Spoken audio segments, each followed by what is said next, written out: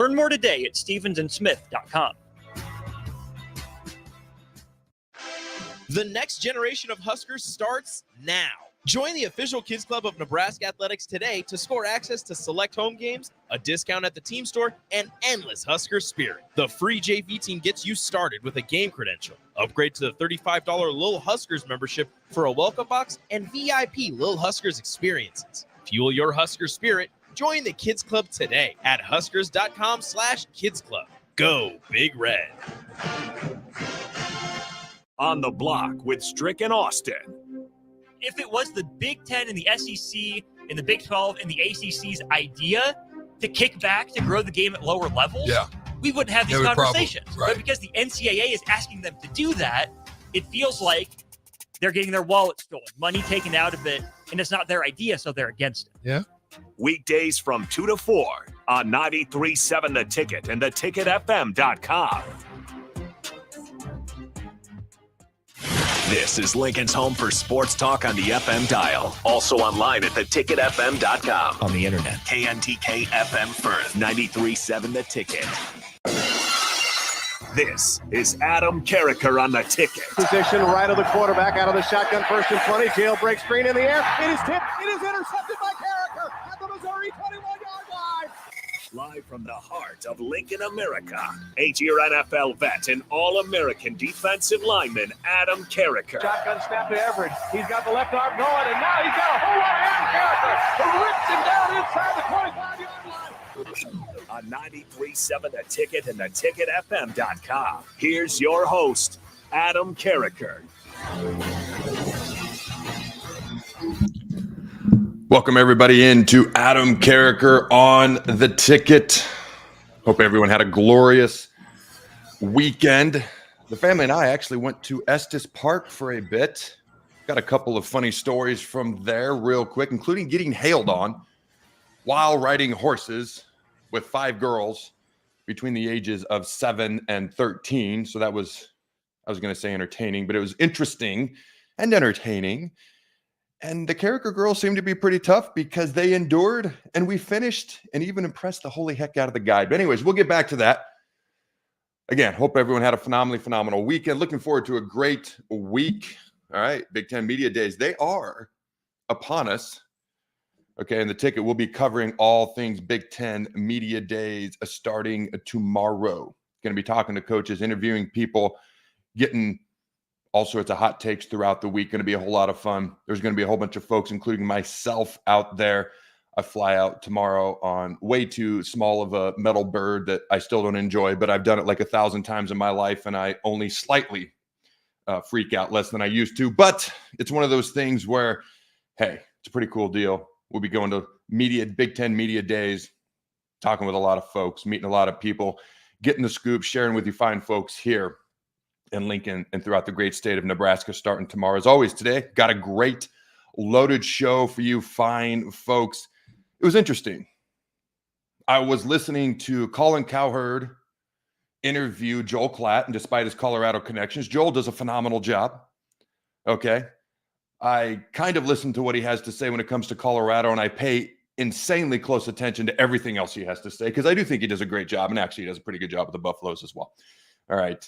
As I know, it's a little bit challenging to be completely unbiased when it comes to your alma mater, but he does a great job. But it was interesting because Colin all but said those West Coast teams are going to come in and kind of run the Big Ten this year outside of Ohio State. Okay. He stopped just short of saying that, and especially when it came to USC. Now, you got to understand, he's a West Coast guy. He's based out of LA, so there's absolutely no bias on his part either. But I actually looked up USC's record versus Big Ten teams, and it's pretty freaking good over the years. No team has played in more Rose Bowls than USC. No team has beaten more Big Ten teams in Rose Bowls. They played in more Rose Bowls than any other Pac-10, Pac-12, now defunct conference team than any other team in that former conference. Okay. By the way, Oregon State and Washington State, who the heck are they playing this year? I don't know. Topic for another day. My point is simply this. I actually looked it up and found some information. And then obviously you got to look at what USC did last year, how they're looking going into this year, how the Big Ten looks this year. Okay, as well. And I thought it was interesting. Okay, so that's something we're going to talk about just a smidge today. Go back and take a brief look, just real brief. South Carolina, Arkansas going into the SEC, Miami going into the ACC, obviously Nebraska going to the Big Ten, Texas A&M, Missouri going to the SEC. How have those teams kind of fared in new conferences? Is it an indicator of how these teams may or may not fare? Okay, Oregon, Washington, USC, UCLA in the Big Ten. Is it an indicator of how Texas and Oklahoma may or may not do, all right, in the SEC? What about the Big 12? Like Arizona State, Utah, Colorado's back in the Big 12. All those other schools probably never ever thought they'd be in the Big 12, but they're there. Admittedly, we're not going to talk about them quite as much. Okay, but how do these teams tend to do in new conferences? And I am particularly interested in how USC is going to do, just because Colin, you know, he was a little brash. He's entertaining. He does a great job. But he was a little brash on USC. And those big, slow Big Ten teams that play in the cold and don't know how to play against fast, athletic, speedy teams that know how to throw the ball out on the West Coast. He stopped just short of saying all that, but it was right there. We all knew what he meant. I'll give some thoughts on that as well.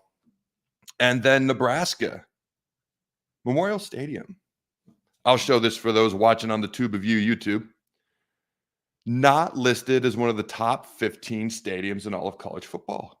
In fact, they're at number 16 as I look at this list right here, right now. They listed out 18, even though it's an even number. I was like, well, that's kind of an odd number. Why not go 15 or 20 or 25 or 10? But they listed out the top 18, okay, college football stadiums. Nebraska falls in at number 16. All right, I'll give my thoughts on that. And also, Britt Prince will be joining me, okay, at 12:45.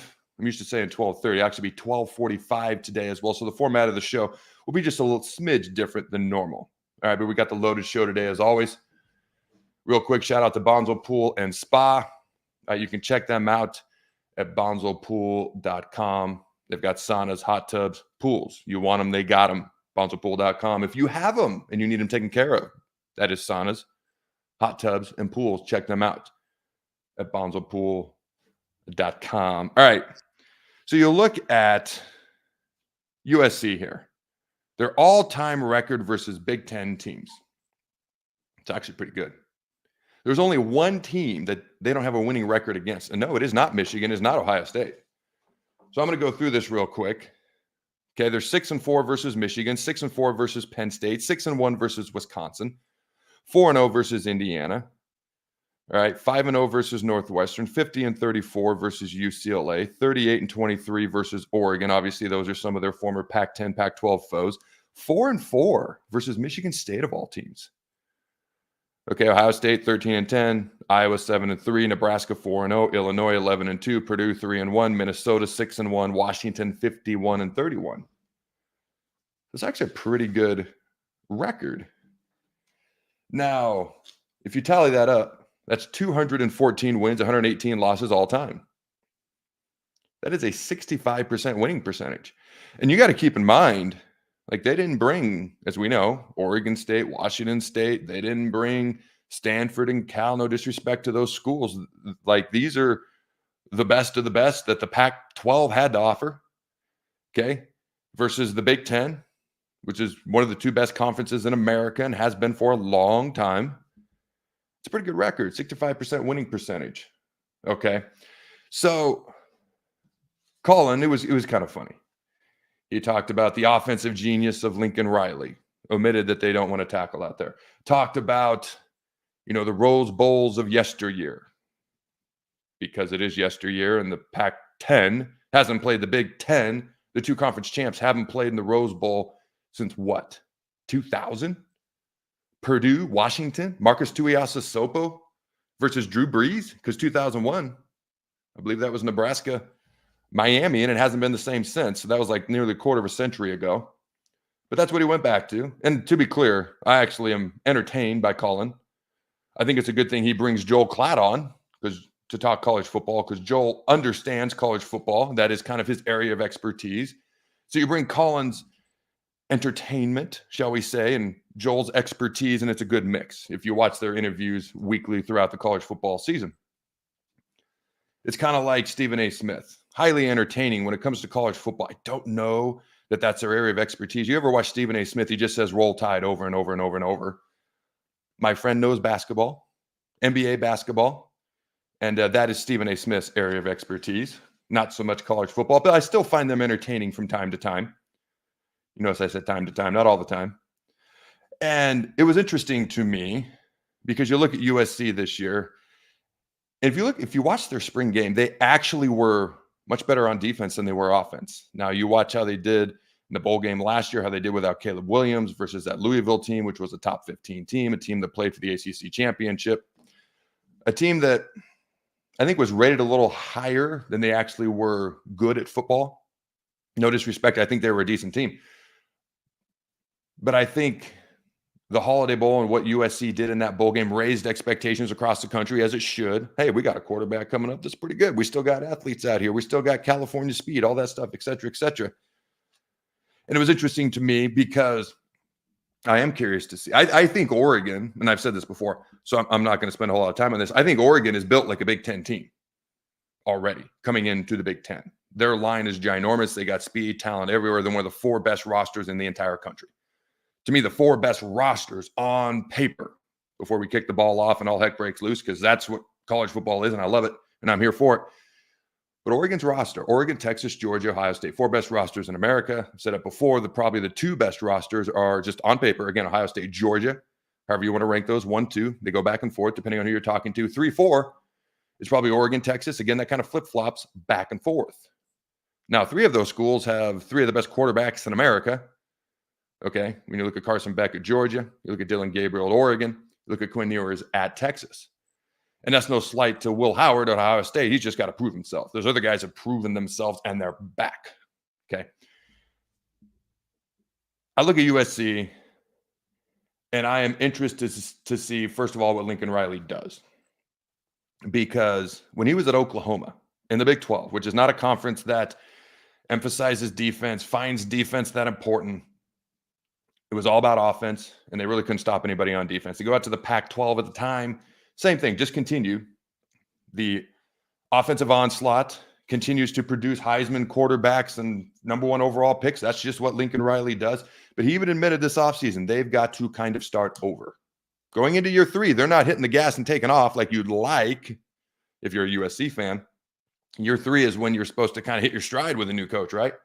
Especially a guy of Lincoln Riley's ilk. But instead, Lincoln Riley's like, you know what? We got to kind of step backwards and start over because there's this other side of the ball known as defense, and, well, we don't play it very well. But if you watch their spring game, their defense outshined their offense. It's a spring game. It's a practice. But I have noticed over the years, if you watch Nebraska's spring game, their teams in the fall tend to look eerily similar to how the spring game goes. I am a little leery to equate last year's spring game to this fall simply because Matt Rule basically told us before the spring game, hey, we're going to air it out. And they basically set it up to air it out, and then that's what they did. Now, Matt Rule clearly thinks highly of Dylan Raiola. He's pretty much the starter without being named the starter just yet. And he pretty much thinks everyone across college football is going to know Dylan Riley's name, Dylan Raiola. Let me make that clear. Dylan Raiola's name. And so I'm curious to see how that actually plays out, just like everyone else in Husker Nation. I'm curious to see what USC does. Do they get more physical on defense? Can they hang? Can their athletes, okay, that they have, all right, the speed on the edge, which actually I don't think is as good this year as it's been in previous years. And Rhett Lewis, the co-host on the Big Ten show, kind of alluded to that as well. He's not sure how good their athletes are going to be on the edge. They like their quarterback. They think they're going to be better on defense. They think they do have athletes, but probably not what they've been. Can they make up for that in other areas? But according to Colin, okay, he thinks Big Ten teams are going to struggle with Oregon, with USC. He did not mention UCLA, which I thought was interesting. He even brought up Washington. And then Joel Klatt kind of mentioned, how Washington's losing 20 of 22 starters, which seemed to be news in that particular interview, but that's okay. I think it's going to be entertaining to see how these West Coast teams do. I think it's going to be entertaining to see how what they've done for years on the West Coast, how does that translate to Big Ten play? Like Ohio State's got to go to Eugene, okay? Oregon went into Columbus a few years ago and upset them. Now Ohio State's got to go to Eugene, and some of these Big Ten teams got to go play in warmer weather. It's not like it's Miami or anything, but a little bit warmer weather at times of year when they're used to a little bit colder weather. And it's interesting because I will say this, when I was in St. Louis, we'd always play the Niners twice a year. And it would be like 20, 30, probably 30 degrees in St. Louis. It wasn't as cold as Lincoln. But we'd go out and we'd play the Niners in like December, and it'd be like 75, which is not hot, but it's a 45 degree change in weather. And for me, I was like, man, it feels way hotter than it should. I'd almost get frustrated. Like, why am I so tired? Why does it feel so hot? Well, because I'm used to 30 degrees. And while 75 is sure not hot, it's definitely different than what I'm used to. And we didn't go out there 2 weeks early, like Nebraska ultimately started to do for the Orange Bowls in the 90s, okay, when they beat Miami and teams like that.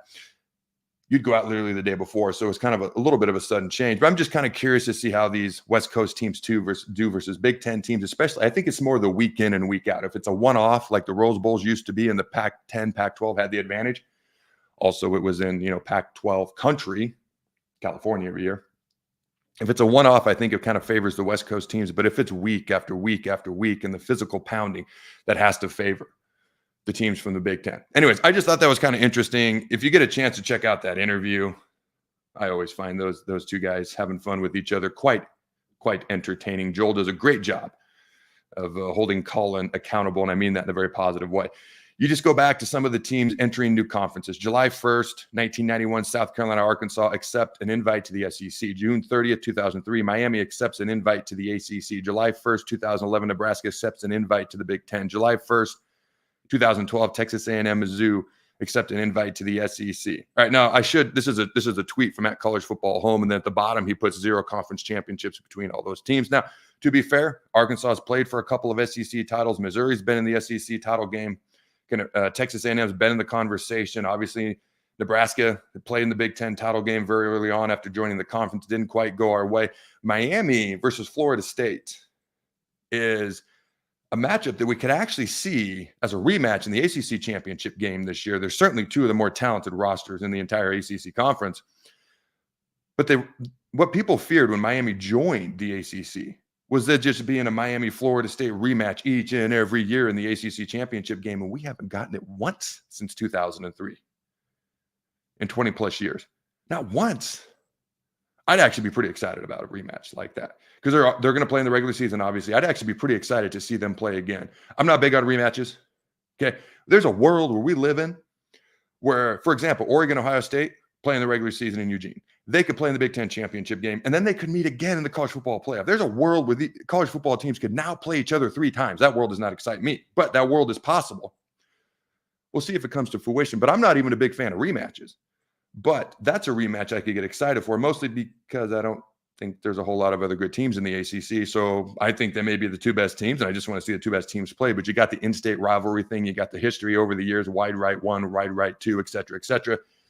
I do think it would be fun to see a good Miami team playing a good Florida State team in the ACC championship game as a potential rematch. I do think that would be interesting. Now, the next thing on this list is, I don't know, a little bit of a motivational thing because my son he's got the new NCAA college football game, and he's trying to find he wants to build a dynasty. And he's like, Dad, if you do a dynasty, what team are you going to do? Well, Nebraska. I mean, like, seriously, I'm going to do Nebraska.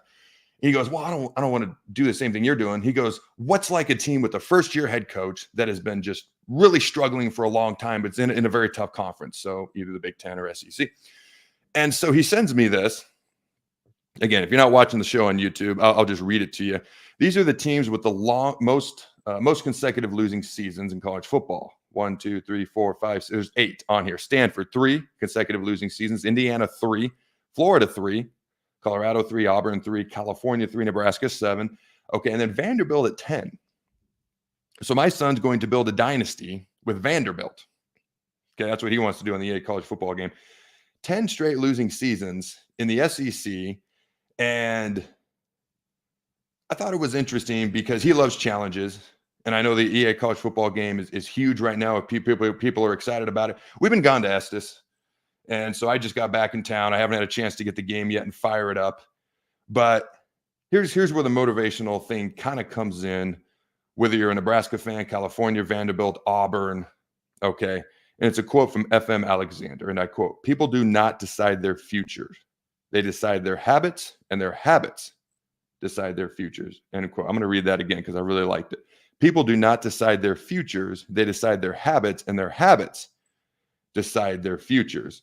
So if you're a Nebraska fan and you're not excited like I am, and you're not excited about being on this list, I love that quote.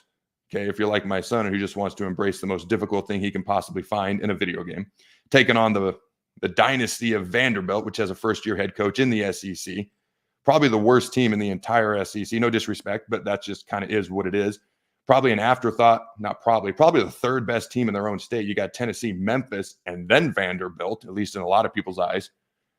Okay, I just love that quote. People do not decide their futures. They decide their habits, and their habits decide their futures. And if you look at what Matt Rule's kind of been building, what he's got going on here at the University of Nebraska, he's all about habits. He's all about discipline. He's all about building that culture. And he very rarely, really kind of goes into depth on wins and losses and things of that nature. It's all about the process for him. Okay, one day at a time, getting 1% better every day. And that all comes back to habits that decide futures. You don't decide your own future, you decide your habit, and your habit decides your future. And I love that. And I just thought that was kind of interesting.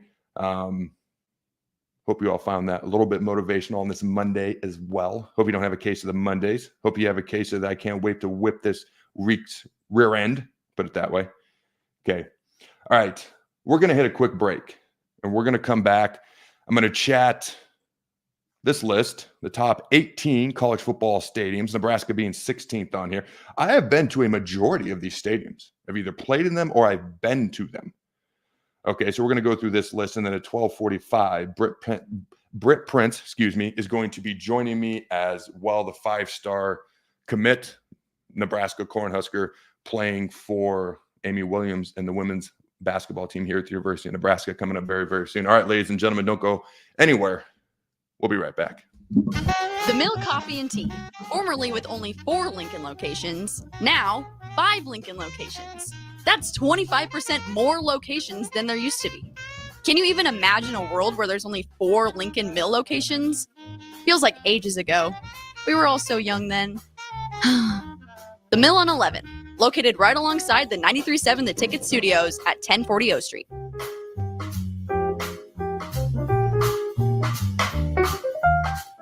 By now, most of you know how important the Honda of Lincoln sales and service team are to the Lincoln market.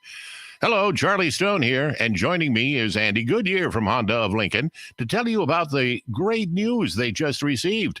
Andy, please tell us all about it. Each year, the Lincoln Journal-Star has an award program called the Lincoln Choice Award, where the customers in Lincoln get to choose the best places to do business. Great pleasure I get to announce that Honda of Lincoln has won the award for buying new cars, used cars, automotive repair, and even oil changes. That is amazing, Andy. Any more good news? Yes, there is, Charlie. We now have more than 100 new Hondas in stock, with hundreds on the way, and a huge selection of all makes and models on our pre-owned lot. Incredible. Maybe it's time you come experience the Honda of Lincoln way of doing business. 27th and Yankee Hill Road, or online at hondaoflincoln.com. The next generation of Huskers starts now. Join the official Kids Club of Nebraska Athletics today to score access to select home games, a discount at the team store, and endless Husker spirit. The free JV team gets you started with a game credential. Upgrade to the $35 Little Huskers membership for a welcome box and VIP Little Huskers experiences. Fuel your Husker spirit. Join the Kids Club today at huskers.com/Kids Club. Go Big Red. Garage doors can be expensive. Are you keeping yours in the best condition possible? This is Cameron Hall with Doors Plus. Doors Plus is a locally owned business that prides itself on the fast, reliable, and friendly service. Doors Plus offers flexible scheduling so you can book an appointment that fits your busy day. My team and I will come out to your property, both commercial and residential, and provide you with the necessary information you need to make sure your garage door is in working and smooth condition. Give Doors Plus a call today at 402-590-5800 to book an appointment and learn more about our preventative maintenance plans. Doors Plus, garage doors, and more. At Doane University, we build leaders, and that means your success and achievements come first. At Doane University, your future is uniquely yours, and our world-class liberal arts education is just the beginning. We invite you to schedule your campus visit and experience why Doane University will start you on your journey to your future career. Learn more by scheduling your personal campus visit today at doane.edu/visit. See you soon. Get ready, Husker fans. The Big Red Preview is coming soon. Join us Saturday night, August 3rd, for an exclusive look at your Nebraska football team in action. Experience the excitement, the energy, the sights and sounds of a game day as the 2024 football season kicks off. Visit Huskers.com/tickets and bring your family, friends, and all your Big Red pride to Memorial Stadium, Saturday night, August 3rd. That's Huskers.com/tickets. Brought to you by Husker Athletics and 1890 Nebraska. Winning tradition, future success. Without a strong IT partner, your business ends up overspending, underperforming, wearing too many hats, complicating your work, and more. Applied Connective Technologies can help with experts in every facet of technology. If it plugs in, powers on, or charges up, they're your people. Imagine being able to call one team for all your technology solutions rather than a village of vendors and providers. For all your needs in managed IT and cybersecurity, phone systems, physical security, infrastructure, and audio or video, head to appliedconnective.com to better your business today. This is Britt Van Steel, local race car driver. Join me and James Rowland every Sunday at 7 p.m. for The Finish Line, where we discuss off-road, on-road, and sometimes next-to-the-road racing on 93.7 The Ticket and theticketfm.com.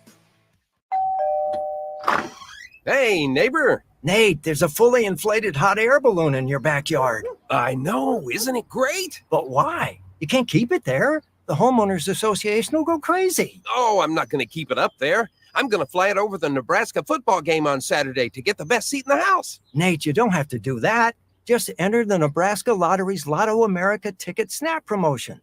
Until August 5th, buy a Lotto America ticket with the All-Star bonus and enter the voucher number online for a chance to win Nebraska football Skybox season tickets, an incredible football and volleyball weekend experience, or regular football season tickets. Well, that is a better way to get a great view. Yeah, one other question. Why is the balloon in the shape of a giant volleyball? You were going to fly over a football game. It's the only decent thing the rental place had left. It was either this, a hockey puck, a banana, or a giant poodle. Even I have my standards. Lotto America top prize odds, 1 in 26 million. 93.7 The Ticket. Fox KFXL weather. Sponsored by John Henry's Plumbing, Heating, and Air Conditioning. Your Lincoln forecast for today, we'll see a chance of showers and storms. Otherwise, partly sunny skies with the high around 84. Tonight, a slight chance of showers and thunderstorms early, then partly cloudy skies with the low around 64. And tomorrow, we'll see mainly sunny skies return with the high around 88. I'm meteorologist Kyle Buck for 93.7 The Ticket and theticketfm.com. Play ball! Ready to unleash the fun with Salt Dogs Baseball? Join us at Haymarket Park for 50 action-packed games running through August. Stay ahead of the game by visiting saltdogs.com for updates on exciting promotions, giveaways, and events happening each week. Experience a change-up from your typical family night, or make it a Grand Slam good time with friends and coworkers. Strike three, you're out! Don't miss the fun happening all summer long. Visit saltdogs.com to get your tickets and unleash the fun.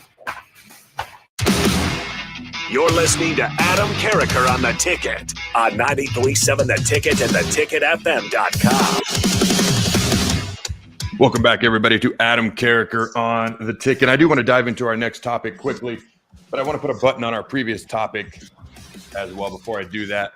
Again, Big Ten Media Days here on the Ticket. You can find it on theticket.com. You can find it on all social media platforms, YouTube, podcast platforms, Amazon Prime, TV, radio, everywhere, et cetera, et cetera.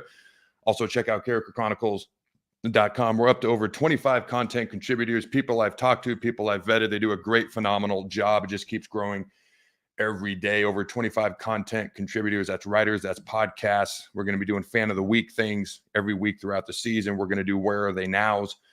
Okay. Joe Mixon is a guy who's been taking pictures for 30, 40 years. He's taken some of the most iconic pictures in Husker history, and he's got great connections to former Huskers and what they're doing now. So he's going to be helping us with that. Also, Andy Jurasek's going to be writing the articles as well. These are guys who do a great job, highly motivated. Glad they're part of CarrikerChronicles.com, a team. Final thought on what I was just talking about, because there's other things I'm excited to see. This college football playoff, okay, it's going to give us, so if you watch Josh Pate, Okay.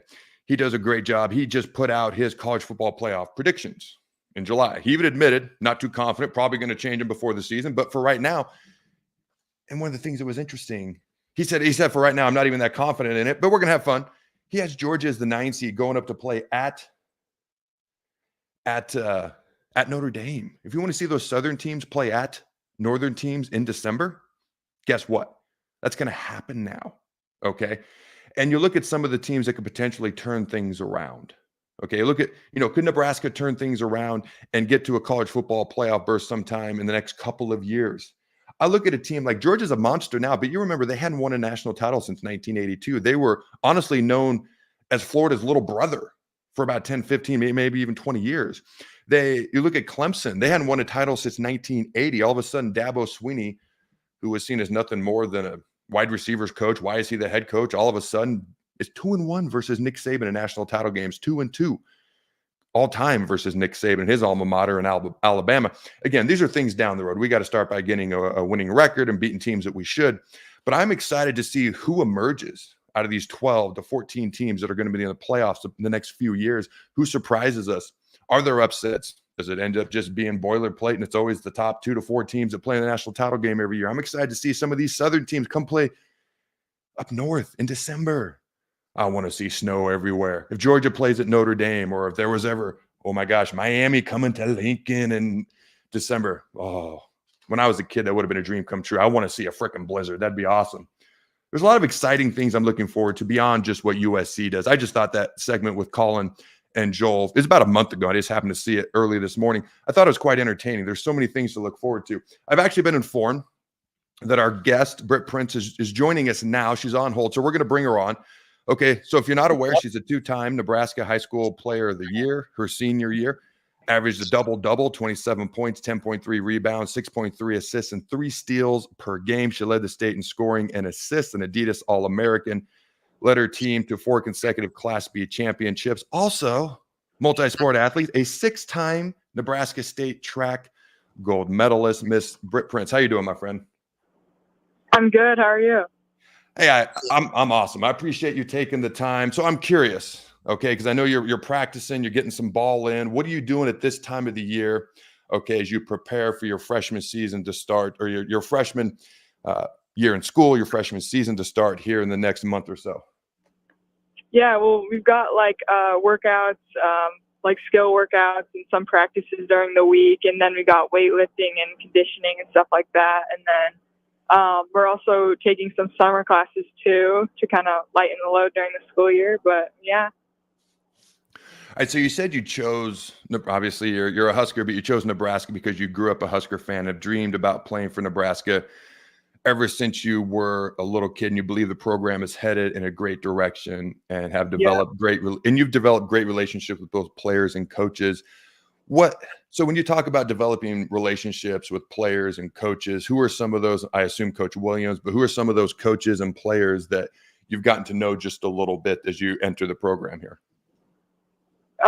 Yeah, I mean, like Coach Williams was really big in my recruiting. Like we called like every week and stuff like that. And like we've known each other for a while too. So that's like really good. And then honestly, just like getting to know the whole team has been really awesome. And they're all really great and super fun to be around, and just like to work with each other and get better together. So it's been really fun so far.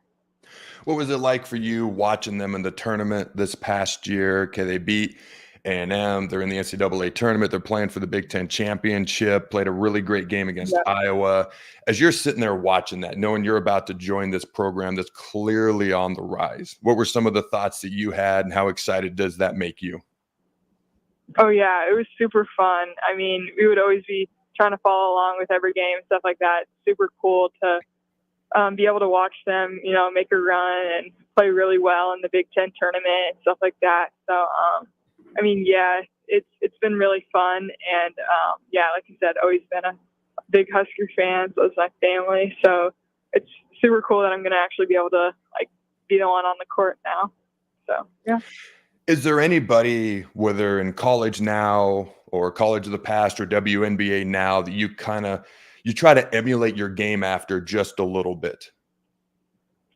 I mean, I like to watch everyone. There's not really a specific like player that I try to model like after, but I mean, probably my favorite WNBA player is Sabrina, and then I like to watch Devin Booker a lot in the NBA and stuff like that. But yeah.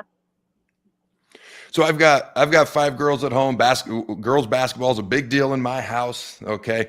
So what advice, let's see, Addison's going into 8th grade. Then I got a 6th grader and then like 4th graders and a 1st grader. So I got some young ones in there too. But what advice would you give them, you know, as they're playing basketball and they're trying to do the best they can and develop and have fun in the process? What advice would you give them? Yeah. I mean, I would say just stick with it. I mean, I feel like the longer you're in the gym, the better you're going to get. And I mean, it doesn't have to be a lot each day, but just like consistently getting in the gym, like working on a lot of skill work and like kind of perfecting your form is a big thing that my mom wanted me to do and stuff like that. So, yeah, I mean, we always did a lot of ball handling and like shooting in closer until I got strong enough to shoot threes and stuff. But I think just having a good work ethic and a good attitude towards the game is just going to help a lot.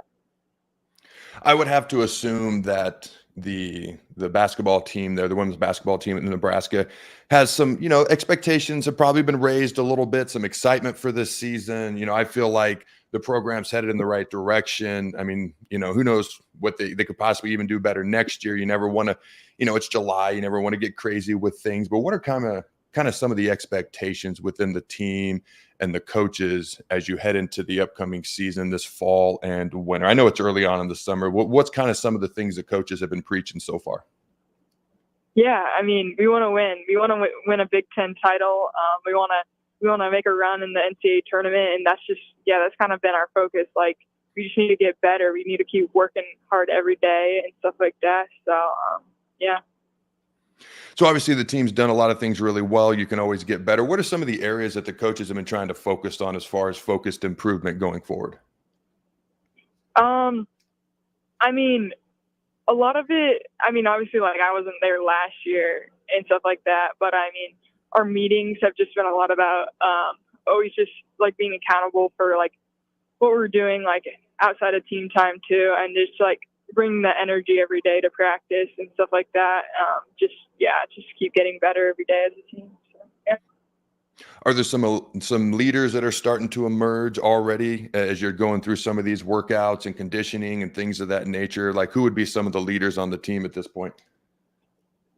Yeah. Done a good job of being good leaders. I mean, just like for us, like newcomers and stuff like that, just like, you know, like telling us where to be, like position wise in defense and stuff like that. And I mean, so the 4 seniors are really good leaders and stuff like that. And then we got Callan as a junior, and then the rest of us are kind of just like underclassmen. But the 3 sophomores are really good leaders too. I mean, but yeah, it's just been fun. Just everyone's really helpful, and the coaches too and stuff like that. So it's been good. It's pretty early on so far, but I'm always curious because some freshmen seem to feel comfortable. I mean, I've seen some freshmen walk right in the frickin' door and they feel like they've been there for 4 years. And then some other freshmen, you know, it takes them a couple of months. Sometimes it takes an entire year to kind of acclimate. So far, how are you feeling so far very early on in this process going into your freshman year as far as being kind of comfortable with everything? Yeah, I mean, I feel like it's gotten better at first. I mean, just getting used to things is going to be a little bit like there's going to be bumps in the road and stuff like that. But I think all the freshmen and newcomers have done really well so far. Just like they just throw us right in there and we know the plays and we know the defense and all that kind of stuff. So it's been good. I mean, just having a lot of help from like our teammates and coaches and stuff like that too. But I feel like it's been going good. For those who haven't had the opportunity to watch you play in high school up to this point, what would you say like some of the strengths of your game are, and what would you say are some areas that you'd still like to improve on? Yeah. I mean, I would say my strengths would be like really, really athletic, really fast. I feel like I'm pretty versatile. Can play probably 1 through 3. I don't know, like to push the pace and throw it ahead in transition, stuff like that. And then there's always room for improvement in every area, but I don't know, probably just always can get better from 3 and expanding my range probably too, stuff like that. Yeah. So I'm curious because obviously you did a great job in track in high school as well. What would you say to those who I'm a big proponent of multi-sport athletes. How much do you think track maybe helped you in basketball, and just being kind of a well-rounded athlete just kind of helps in general? Oh yeah, for sure. I mean, that's something, my mom always preached to, is like multi-sport athletes just going to make you like a better basketball player. So, I mean, I could definitely, like, track just like mental toughness too. Like, track is hard, and like it really helps with your mental toughness, and like your legs get really strong and you're in really good shape. And just like, I mean, in high school, like having a break from like the one sport you put all your time in is good too, even though you're still going to be doing like some workouts during the week and stuff. But I mean, I think it's really good to like be a part of another team and not always be like the best player on the team or something like that. Like, it's good to get to know other kids and do other things. So, yeah. All right. So I'm always curious to see what someone who's done track has to say about this question. What is the tougher race, the 400 or the 800 in your opinion? Oh, yeah, that's tough. Well, this past year, I think the 800 was harder, honestly, because it's like a sprint for 2 laps. I mean, the 400 is at least only 1 lap, but yeah, the 800 is really hard. So I never did track. I was football, basketball, baseball growing up. Anything over 40 yards sounds incredibly long to me. That's just me personally. It's like, oh, if it's 50 yards, God, that seems like forever. It's never going to end. So it all seems very impressive to me. Although, random story, in 6th grade, my dad would not let me play football, and I actually did cross country for 1 year. And I look back on that, and that still blows my mind because there's no way I would do that now. But anyways, I digress. I did that. Yeah, I did that my first 3 years of high school, and then I was hurt my senior year. But yeah, it's like I look back too, and I'm like, whoa, did I actually do that? It's hard work. But yeah. It's very impressive stuff to me. In a lot of like gymnastics, the strength that they display there, the balance, the coordination is very impressive. When I look at other sports, there are certain sports that just stick out to me and I find very impressive. And I find the 400 and the 800 to just be really impressive in track. Because like you said, like in the 800, you're running a half mile at basically a dead sprint. Half that race is just pure guts. Okay, so all right. One last basketball question here, and then I'll let you get out of here. I appreciate your time. Going into your freshman year, do you have like a set of personal goals that you'd be comfortable with sharing? Or what's like a goal of yours going into your freshman year, if you have like one goal you'd be willing to share with the fine folks at home? Well, I mean, obviously my goal is to try and help the team in any way that I can, help them win some games, hopefully. I mean, I just want to do like whatever I can to help the team win and help the program get better and stuff like that. But yeah. Okay. Well, I appreciate your time. Thanks for joining me. And ladies and gentlemen, don't go anywhere. We'll be right back.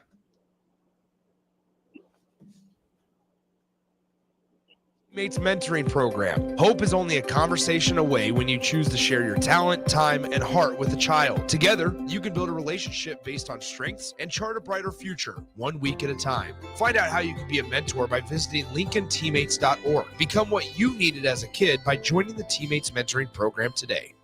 You already know that Select Plumbing takes care of all your plumbing needs, including water heaters, faucet repairs, leaks, drips, sump pumps, and more.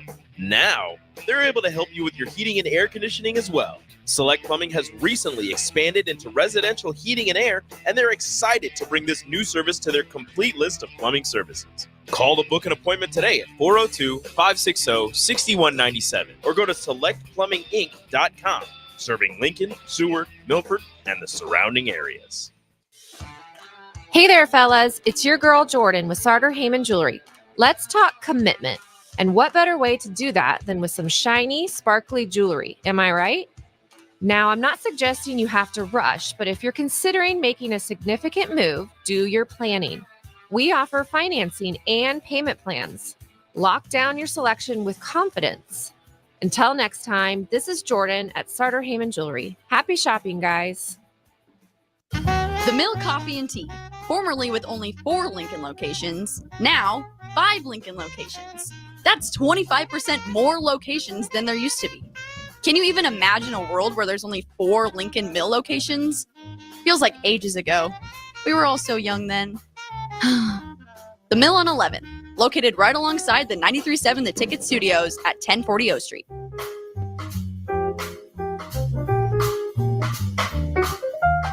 Without a strong IT partner, your business ends up overspending, underperforming, wearing too many hats, complicating your work, and more. Applied Connective Technologies can help with experts in every facet of technology. If it plugs in, powers on, or charges up, they're your people. Imagine being able to call one team for all your technology solutions rather than a village of vendors and providers. For all your needs in managed IT and cybersecurity, phone systems, physical security, infrastructure, and audio or video, head to appliedconnective.com to better your business today. Tune in every Wednesday night from 9 to 10 p.m. for the Malone Radio Show on 93.7 The Ticket and theticketfm.com. Don't miss the opportunity to learn about the Malone Community Center's goal to eliminate multi-generational poverty in Lincoln and the surrounding area. It's the Malone Radio Show with Executive Director John Goodwin and Sports Director Mike Hunter every Wednesday night from 9 to 10 p.m. on 93.7 The Ticket and theticketfm.com. With the Planet Fitness Black Card, you don't just get a great workout, you get a great perk out because your membership is packed with perks. For $1 down and $24.99 a month, you'll get perks like access to any of our 2,400 clean and spacious locations. Bring your friend anytime and both work out with tons of equipment that'll give you that big fitness energy. Relax in the Black Card spa and more. Work out and perk out with the PF Black Card. Join for just $1 down and $24.99 a month. Hurry, this deal ends soon. See Home Club for details. At Doane University, we build leaders, and that means your success and achievements come first. At Doane University, your future is uniquely yours, and our world-class liberal arts education is just the beginning. We invite you to schedule your campus visit and experience why Doane University will start you on your journey to your future career. Learn more by scheduling your personal campus visit today at doane.edu/visit. See you soon. Be a memory for your grandchildren. Among Nebraska adults age 65 or older, 47% report current alcohol use. Drinking too much can cause harm to children, family members, and loved ones. By drinking less, you will still be around for your grandchildren. If you or a loved one is looking for help, find a treatment facility near you at findtreatment.gov. For immediate support, call, text, or chat 988. Brought to you by Nebraska DHHS in partnership with SAMHSA. The next generation of Huskers starts now. Join the official Kids Club of Nebraska Athletics today to score access to select home games, a discount at the team store, and endless Husker spirit. The free JV team gets you started with a game credential. Upgrade to the $35 Lil Huskers membership for a welcome box and VIP Lil Huskers experiences. Fuel your Husker spirit. Join the Kids Club today at huskers.com/kidsclub. Go Big Red. Your home is your empire. Protect it with Empire Fence. Get a free instant quote with the online estimating tool at empire-fence.com. See an upfront estimate with no hidden fees. An Empire Fence can provide privacy and improve the appearance of your home. Keep kids and pets in or out of your yard. Increase security and add value to your property. Visit empire-fence.com now to view the stylish and maintenance-free possibilities for your home and get a free instant online quote. Let Empire Fence protect your empire. This is Britt Van Steel, local race car driver. Join me and James Rowland every Sunday at 7 p.m. for The Finish Line, where we discuss off-road, on-road, and sometimes next-to-the-road racing on 93.7 The Ticket and theticketfm.com. You're listening to Adam Carriker on The Ticket on 93.7 The Ticket and theticketfm.com. Boom. Welcome back, ladies and gentlemen, to Adam Carriker on The Ticket. I want to thank Britt for joining us. She's going to be fun to watch for the next few years in the Big Red. All right. representing the women's Nebraska women's basketball program, her, Coach Amy Williams, the entire team. Can't wait for basketball season to start. Obviously, football as well. All right, but real quick, again, shout out theticket.com, Big Ten Media Days, lots of live coverage starting tomorrow. Don't miss it. Theticket.com, radio, TV, podcast, the tube of you, YouTube, Amazon Prime. Okay. Obviously, CarrikerChronicles.com as well. All right. Ever growing, ever expanding. Excited what we're doing there. And the plan right now actually is to bring back the Carriker Chronicles show on August 25th. We're still in the middle of the world's longest move, although we're like 95% done. Normally, I bring it back August 1st, but due to just life, etc., it's going to be August 25th is the plan right now for the return of the Carriker Chronicles show itself. Real quick, I forgot to finish the story earlier. Went up to Estes Park, the family, took a 2-day vacation. Okay, hung out, did a bunch of stuff. But my girls love horses. They just freaking love horses. I can tolerate them. They're okay. I get why they like them. I get why they love them. I don't love them. I don't hate them. I am very indifferent. I can tolerate them. And so usually about once a year, we'll end up riding horses somewhere because they all freaking love it. So we did it twice actually while we were there. But the first time we went, of course, it's like 3:30 in the afternoon. If you've ever been in the mountains, that's like prime rain time of the day, which is why the mountains are so freaking green all the time, because it pretty much rains every day between 3 to 5 at some point. And so, of course, we're riding to 3:30. It starts to drizzle, no big deal. Starts to downpour, not the best. Okay, hour ride. Carriker girls are tough, no big deal. All of a sudden, I start to like feel pain in my face. And I'm like, what is going on? And I look, and it's like straight up hail. Now, it wasn't like huge, thank goodness, but we're getting pelted with hail. And we're like 30 minutes into this hour-long ride, if you will. So we can turn around and go back. It's going to take 30 minutes. So we might as well just finish the ride. But like we're legit getting pelted. And my wife took out the phone, and you can see me like covering my head because all my girls were smart enough to wear helmets, and well, I was not.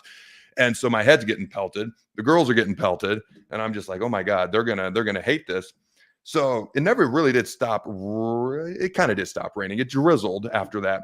But our guide, by the way, if you're 7 years old and you go up to this place in Estes Park, the name escapes me, or I'd give them a free shout out because they were great.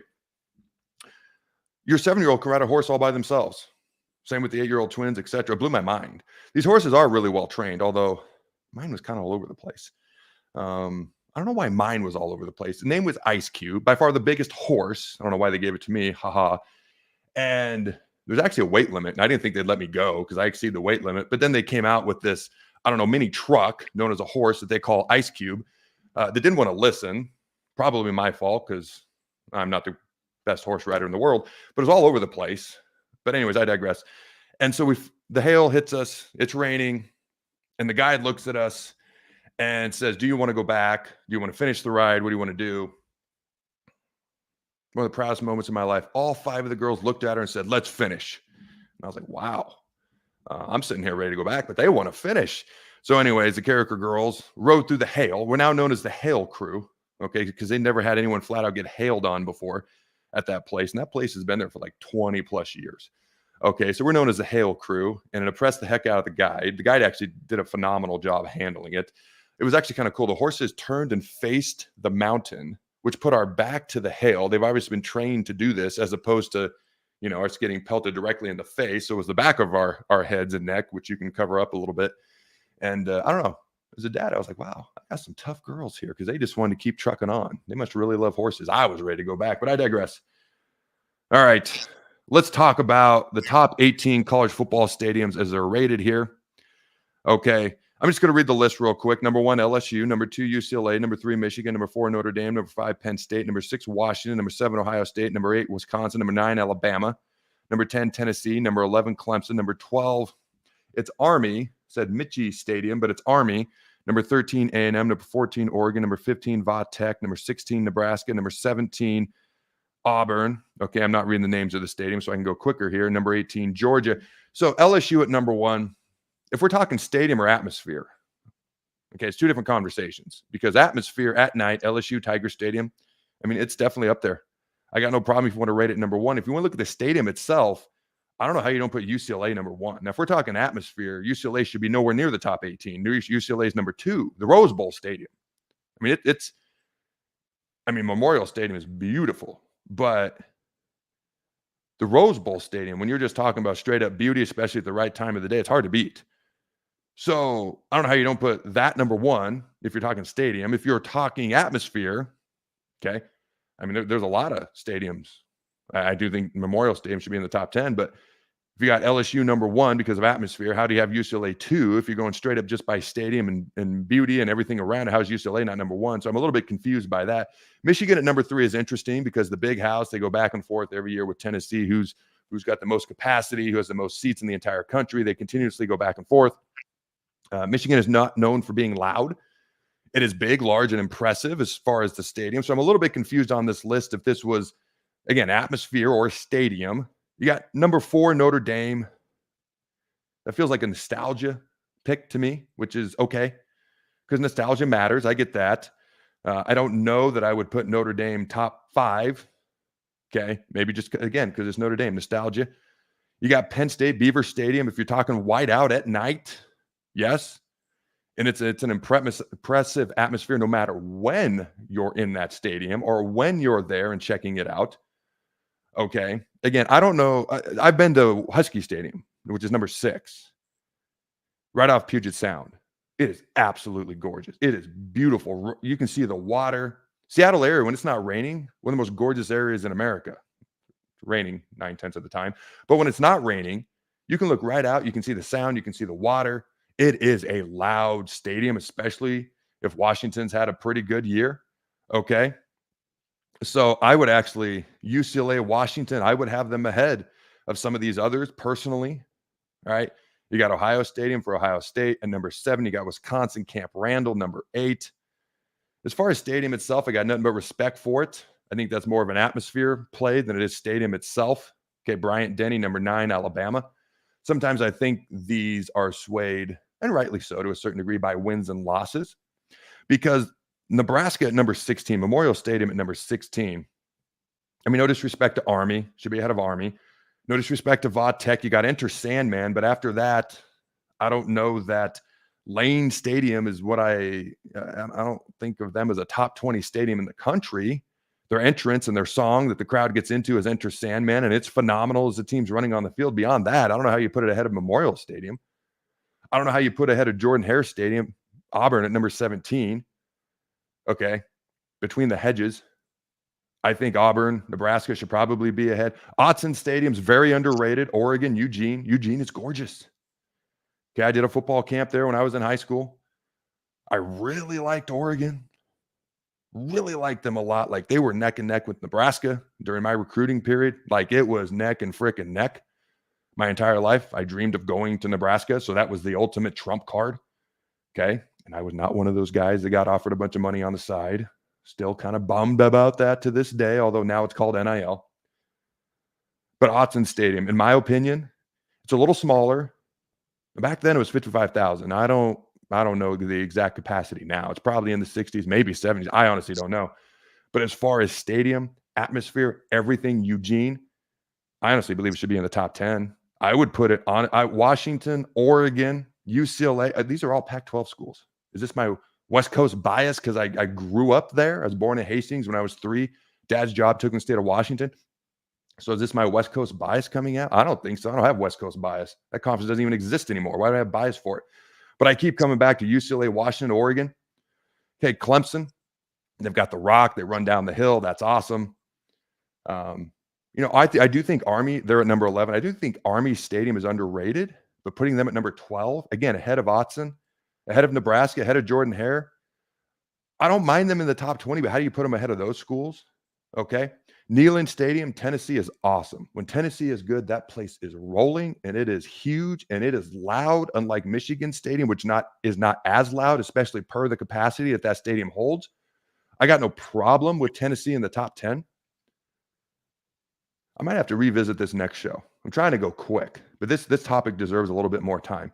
Personally, really quick, if we're just talking stadiums, I got UCLA, Washington, Oregon, Nebraska, Probably Auburn, Tennessee, that's 6.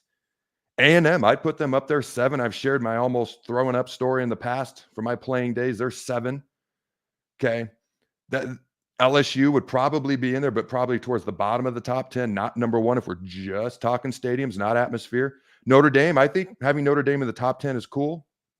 And maybe Penn State. Those would probably be my top 10. Again, I may have to revisit this topic to put it more of an order. Okay. I think this list was a combination of atmosphere and stadium. Okay. So it depends on which one you're erring towards. If we're going atmosphere, UCLA is nowhere near this top 18. Not even close. Not even in the top 30. If you're just talking stadium, hard not to put the Rose Bowl number 1. So I may have to revisit this another day. Appreciate Britt joining me. Again, the loaded show. So much to talk about each and every day. All right, tune in tomorrow, Big Ten Media Days. Ladies and gentlemen, hope you have a phenomenal week and a great Monday. Until next time, go Big Red. And always remember, let's go the Bones.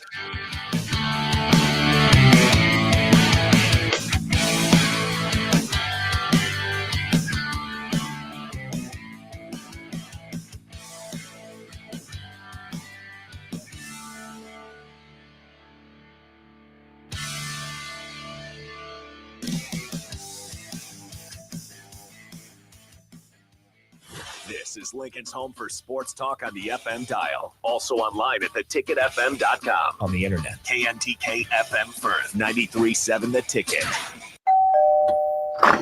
Hey, neighbor. Nate, there's a fully inflated hot air balloon in your backyard. I know. Isn't it great? But why? You can't keep it there. The homeowners association will go crazy. Oh, I'm not going to keep it up there. I'm going to fly it over the Nebraska football game on Saturday to get the best seat in the house. Nate, you don't have to do that. Just enter the Nebraska Lottery's Lotto America Ticket Snap promotion. Until August 5th, buy a Lotto America ticket with the All-Star bonus and enter the voucher number online for a chance to win Nebraska football Skybox season tickets, an incredible football and volleyball weekend experience, or regular football season tickets. Well, that is a better way to get a great view. Yeah, one other question. Why is the balloon in the shape of a giant volleyball? You were going to fly over a football game. It's the only decent thing the rental place had left. It was either this, a hockey puck, a banana, or a giant poodle. Even I have my standards. Lotto America top prize odds, 1 in 26 million. Get rid of pesky critters